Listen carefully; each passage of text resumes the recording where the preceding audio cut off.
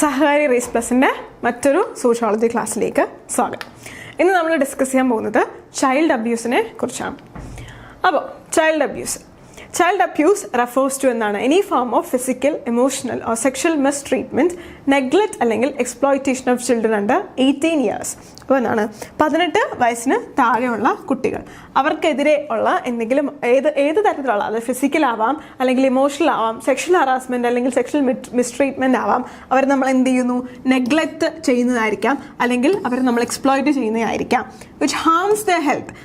ഇതെല്ലാം കൊണ്ടും അവരുടെ ഹെൽത്തിനോ അവരുടെ ഡിഗ്നിറ്റിക്കോ ഡെവലപ്മെൻറ്റിനോ അവരുടെ സർവൈവലിനോ അവരെ ജീവിക്കാനുള്ള ശേഷിക്കോ ജീവിതത്തിനോ എന്തെങ്കിലും പ്രശ്നം വരികയാണെങ്കിൽ അതിനെയാണ് നമ്മൾ ചൈൽഡ് അബ്യൂസ് എന്ന് പറയുന്നത്. അപ്പോൾ ചൈൽഡ് അബ്യൂസ് എന്ന് പറഞ്ഞാൽ ഫിസിക്കലി മാത്രമാവണമെന്നില്ല, മെൻ്റലി, ഇമോഷണലി എല്ലാം എന്താണ് നമ്മൾ ചെയ്യുന്ന കാര്യങ്ങൾ അവർക്ക് ഒരു അബ്യൂസായിട്ട് മാറാം. Okay, so it violates the child's basic rights. അപ്പോൾ നമ്മൾ ഈ ചൈൽഡ് അബ്യൂസ് ചെയ്യുമ്പോൾ എന്താണ്, അവരുടെ ഒരു ബേസിക് റൈറ്റ്സ് ഉണ്ട്, അതിനെ വയലേറ്റ് ചെയ്യുന്നതാണ് ചൈൽഡ് അബ്യൂസ് എന്ന് പറയുന്നത്. It violates the child's basic rights and protection guaranteed under the constitution. അപ്പം എന്താണ്, നമ്മുടെ ഇന്ത്യൻ കോൺസ്റ്റിറ്റ്യൂഷൻ എന്താണ്, ചിൽഡ്രനും എന്താണ് കുറച്ച് റൈറ്റ്സ് ആൻഡ് ഡ്യൂട്ടീസും കൊടുത്തിട്ടുണ്ട്. അപ്പോൾ അവരുടെ ആ ബേസിക് റൈറ്റ്സിനെ നമ്മുടെ കോൺസ്റ്റിറ്റ്യൂഷൻ പ്രൊട്ടക്റ്റ് ചെയ്യുന്ന അവരുടെ ഒരു ബേസിക് റൈറ്റ്സിനെ നമ്മൾ വയലേറ്റ് ചെയ്യുന്ന പോലെയാണ് ചൈൽഡ് അബ്യൂസ് എന്ന് പറയുന്നത്. And various child welfare laws. അത് മാത്രമല്ല, നമ്മുടെ കോൺസ്റ്റിറ്റ്യൂഷൻ മാത്രമല്ല, നമുക്കെന്താണ് പല ചൈൽഡ് വെൽഫെയർ ലോസും ഉണ്ട്. അപ്പോൾ എന്തൊക്കെയാണ് ഫോംസ് ഓഫ് ചൈൽഡ് അബ്യൂസ് എന്ന് നമുക്ക് നോക്കാം. First one, physical abuse. അപ്പം എന്താണ് physical abuse? Inflicting physical injury or pain on A child. എന്താണ്, കുട്ടിയുടെ മേത്ത് ഫിസിക്കൽ ഇഞ്ചുറിയോ അല്ലെങ്കിൽ എന്ത് തരത്തിലുള്ള ഹേർട്ടിങ്, അവരെ വേദനിപ്പിക്കുന്ന രീതിയിൽ എന്തെങ്കിലുമുള്ള ഫിസിക്കൽ ആസ്പെക്റ്റ് ചെയ്യുമ്പോഴാണ്. എന്തൊക്കെയാവാം, അവരെ അടിക്കുന്നതായിരിക്കാം, അവരെ കൈ പൊള്ളിക്കുക, ഇറ്റിങ്, ഷേക്കിങ്, ഇതെല്ലാം എന്താണ് ഫിസിക്കൽ അബ്യൂസിൻ്റെ കീഴിൽ വരും.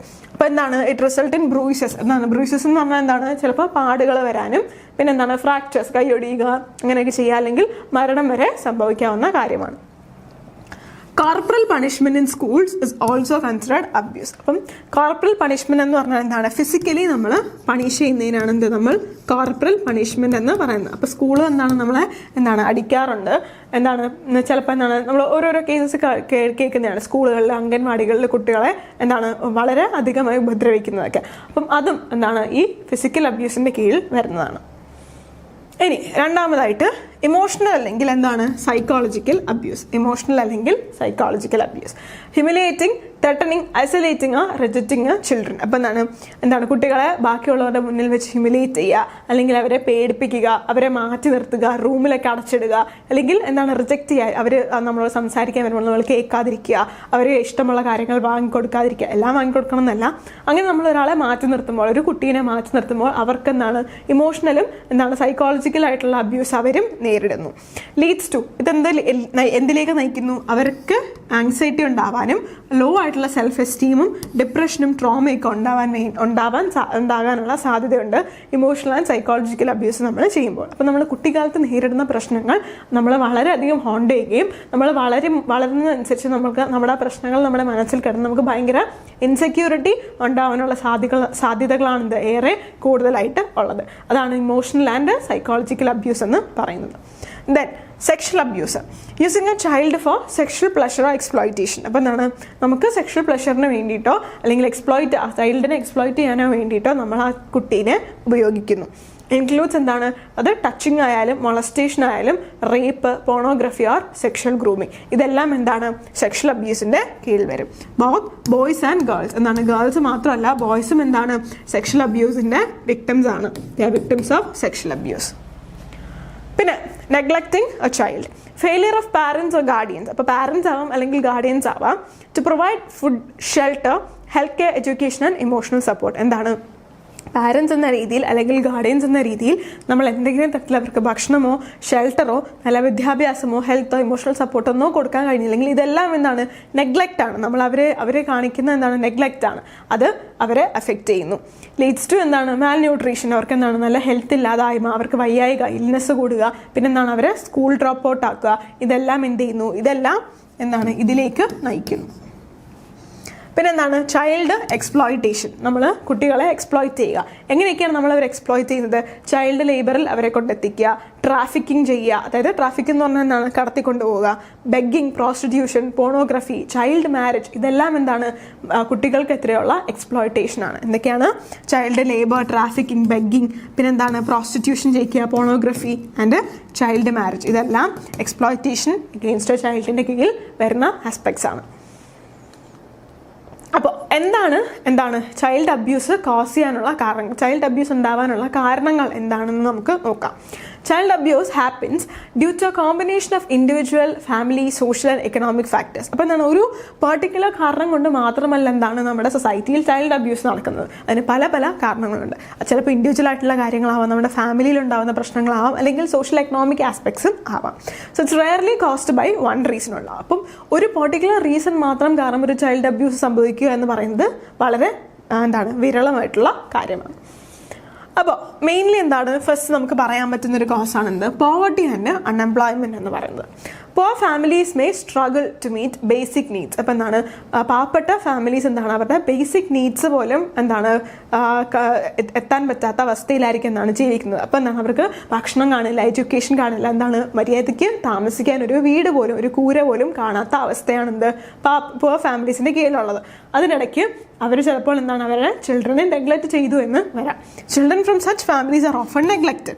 അവരെന്ത് ചെയ്യുന്നു? നമ്മൾ ചൈൽഡ് ലേബറിലേക്ക് തള്ളിവിടുന്നു. കുഞ്ഞു പ്രായത്തിലെ തന്നെ ജോലി എടുത്ത് അവരുടെ കുടുംബത്തിന് വേണ്ടി പൈസ സമ്പാദിക്കേണ്ട അവസ്ഥ വരുന്നു. അല്ലെങ്കിൽ എന്ത് ചെയ്യുന്നു? അവർക്ക് നോക്കാൻ പറ്റാതെ അവരെ മറ്റ് ഇൻസ്റ്റിറ്റ്യൂഷനിലേക്ക് അവരെ പറഞ്ഞു വിടുന്നു. അതായത് ചൈൽഡ് കെയർ ഹോംസ് അവിടേക്കൊക്കെ പറഞ്ഞു വിടേണ്ട ഒരു അവസ്ഥ വരുന്നു. അതാണ് എന്ത്? പോവർട്ടി ആൻഡ് അൺഎംപ്ലോയ്മെൻറ്റ് കൊണ്ട് എങ്ങനെയാണ് ചൈൽഡ് അബ്യൂസ് ഉണ്ടാകുന്നതിൻ്റെ explanation. Financial stress can also increase frustration and domestic violence leading to physical abuse.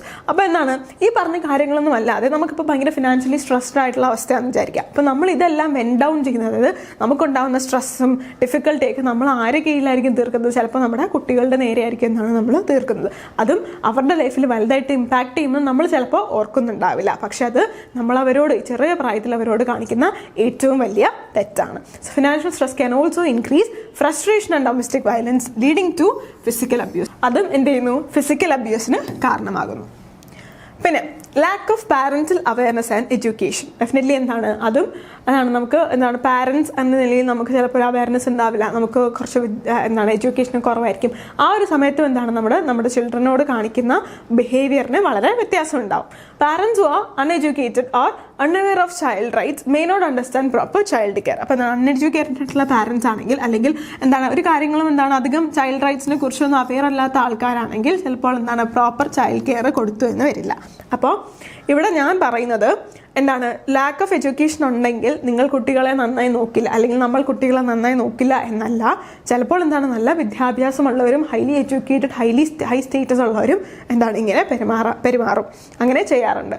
ഞാൻ ഒരു റീസൺ ആയിട്ട് പറഞ്ഞു എന്നേ ഉള്ളൂ, ഇത് മാത്രമാണ് എന്ന് ഞാൻ പറഞ്ഞില്ല. Okay, they may use harsh punishment thinking is as a normal way to discipline children. അപ്പം അവരൊരു പാഠം പഠിപ്പിച്ച് കൊടുക്കാമെന്ന് പറഞ്ഞിട്ട് നമ്മൾ വലിയ വലിയ പണിഷ്മെൻറ്റ്സ്, ശിക്ഷകൾ അവർക്ക് കൊടുത്തു എന്ന് വരും. അത് ആരായാലും ലാക്ക് ഓഫ് പാരന്റൽ അവയർനെസ് ഇല്ലെങ്കിലും നമ്മൾ ചിലപ്പോൾ അങ്ങനെ ചെയ്തു എന്ന് വരാം. പിന്നെ next family problems and domestic violence. അപ്പം ഹസ്ബൻഡിനും വൈഫിനും ഇടയിൽ പല പല പ്രശ്നങ്ങളുണ്ടാവും. അത് കുട്ടികളെയും വലിയ രീതിയിൽ എഫക്റ്റ് ചെയ്യുമെന്ന് നമ്മൾ ചിന്തിക്കുന്നില്ല. ഫാമിലീസ് വിത്ത് കോൺസ്റ്റന്റ് കോൺഫ്ലിക്റ്റ് വളരെ നിരന്തരമായി എപ്പോഴും കോൺഫ്ലിക്റ്റ്, പ്രശ്നങ്ങൾ സംഭവിക്കുന്ന ഫാമിലീസ്. അതുപോലെ തന്നെ കോൺഫ്ലിക്റ്റ് എന്ന് തന്നെ വേണമെന്നില്ല, അവിടെ ആൽക്കഹോളിസം കൂടുതലായിരിക്കും, അല്ലെങ്കിൽ ഡ്രഗ് അബ്യൂസ് ഒക്കെ യൂസ് ചെയ്യുന്ന ഫാമിലീസ് ഒക്കെ ചിൽഡ്രന് വേണ്ടിയിട്ട് വളരെ അൺസേഫ് ആയിട്ടുള്ള എൻവയോൺമെന്റ്സ് ആണ് ക്രിയേറ്റ് ചെയ്ത് കൊടുക്കുന്നത്. അപ്പോൾ ഡൊമസ്റ്റിക് വയലൻസ് ഒക്കെ നടക്കുമ്പോൾ ഈ ശബ്ദങ്ങളും കേട്ട് പേടിച്ചിരിക്കുന്ന കുട്ടികളെ കുറിച്ച് നമ്മൾ പല സമയത്തും ഓർക്കുന്നില്ല. അതവരെ വളരെ ഇമോഷണലി ആൻഡ് മെന്റലി എഫക്ട് ചെയ്യുന്നു എന്ന് നമ്മൾ ഓർക്കുന്നില്ല. അതവർക്കൊരു സേഫ് എൻവയോൺമെന്റേ അല്ല. Children may become direct victims of violence or emotionally affected by witnessing it. അപ്പം ഈ ഡൊമസ്റ്റിക് വയലൻസും കോൺഫ്ലിക്റ്റ് ഒക്കെ നടക്കുമ്പോൾ നമ്മൾ എന്ത് ചെയ്യുന്നു? അവരെ നേരിട്ട് തന്നെ അവരെ നമ്മൾ അടിക്കുകയോ ഫിസിക്കലി ഇഞ്ചുറി ഒക്കെ ചെയ്യുന്നു. ഇനി നമ്മൾ അവരെ ഫിസിക്കലി ഒന്നും നേരിട്ട് ഡയറക്റ്റ്ലി ചെയ്യുന്നില്ലെങ്കിൽ അപ്പം ഒന്നേ അവരെ ഡയറക്റ്റ് ആയിട്ട് എഫക്ട് ചെയ്യാം, അല്ലെങ്കിൽ ഇൻഡയറക്ട്ലി എങ്ങനെ അഫക്ട് ചെയ്യാം? അവരിതൊക്കെ കാണുന്നുണ്ട്. ഈ കാണുമ്പോൾ ഇമോഷണലി അത് ഇവരെ അഫക്റ്റ് ചെയ്യുന്നു. പിന്നെ നമ്മൾ ജെൻഡർ ഡിസ്ക്രിമിനേഷൻ കാണിക്കാറുണ്ട്. Many places girl children are undervalued. They may face neglect, malnutrition, എന്താണ് എഡ്യൂക്കേഷൻ വരെ എന്ത് ചെയ്തു നമ്മൾ ഡിനൈ ചെയ്യുന്നു. Even sexual abuse due to patriarchal attitudes. Even എന്താണ് ഗേൾ ചിൽഡ്രൻ എന്ത് ചെയ്യുന്നു, ഒരു കൂടുതലായി സെക്ഷൽ അബ്യൂസ് വരെ നേരിടുന്നു.